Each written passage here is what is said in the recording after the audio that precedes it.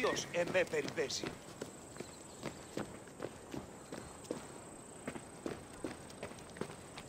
Τούτο άδικον εστίν. Welcome, wanderer, to the democratic center of Athens, otherwise known as the Pnyx.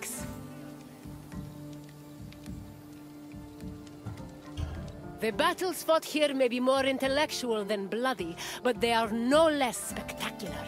These outcomes will affect an entire city in a different way.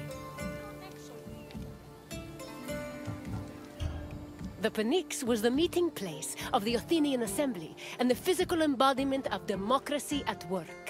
This tour will give you insight into how citizens made decisions and kept the city running. We can talk more when you have finished the tour. See you soon, wanderer.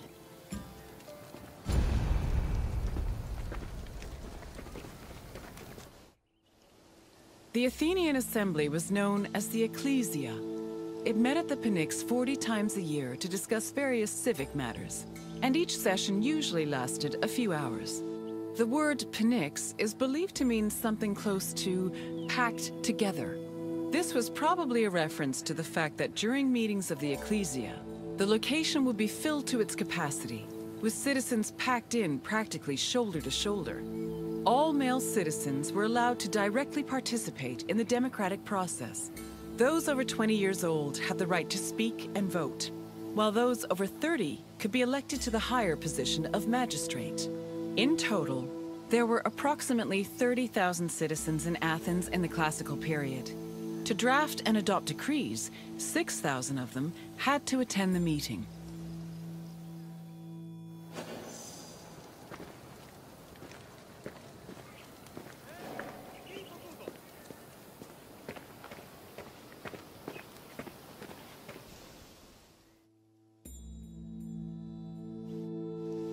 Citizens came from all over Attica's 10 districts to attend the meetings of the Ecclesia. The meeting was presided over by an executive council called the Pnyx.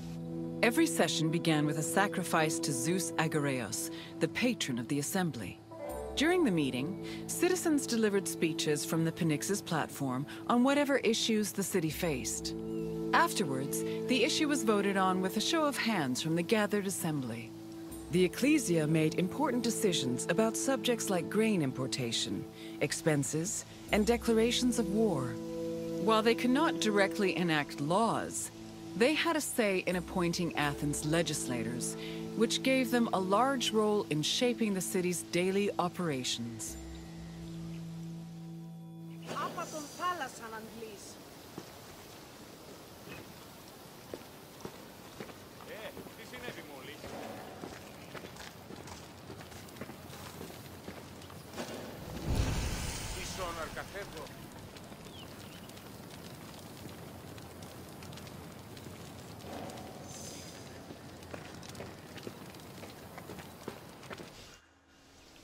While some citizens only participated in the sessions of the Ecclesia, others could become more involved in democracy as magistrates.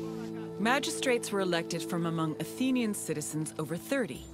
They were often successful orators and charismatic politicians, and they held much more sway over important decisions than the average citizen. One of the most famous magistrates was Pericles, who was so popular, he held his position for 15 years.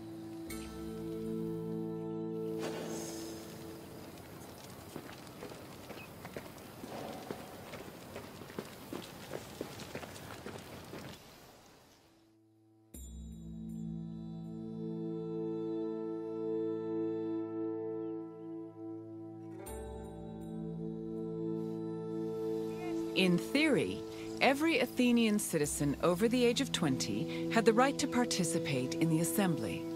However, some of them lived far from the city, and others could not financially afford to miss a day of work to attend meetings.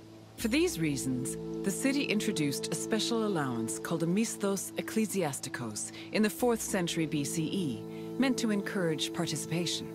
Originally, it was 2 obols, but the politician Cleon raised it to 3.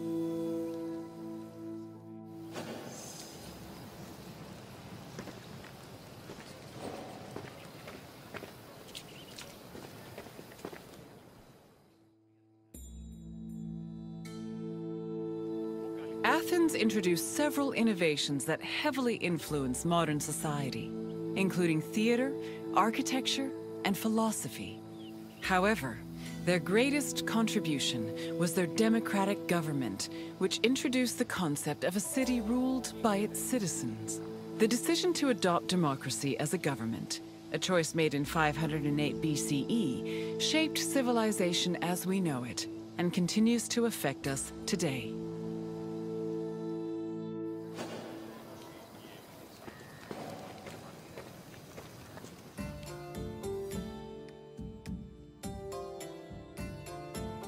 Hello again, Wanderer.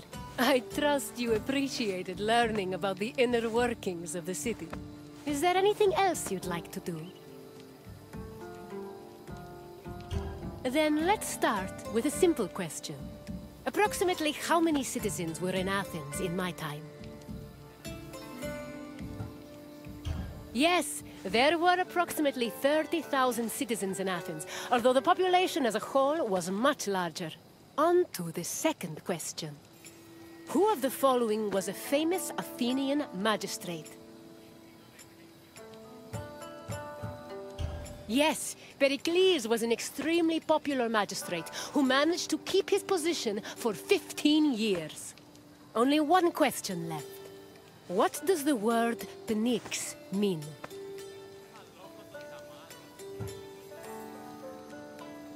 Correct. The Pnyx was usually crowded with citizens attending meetings of the Ecclesia. You know enough about democracy to be a politician yourself. Well done, Wanderer. Very well. Farewell, Wanderer.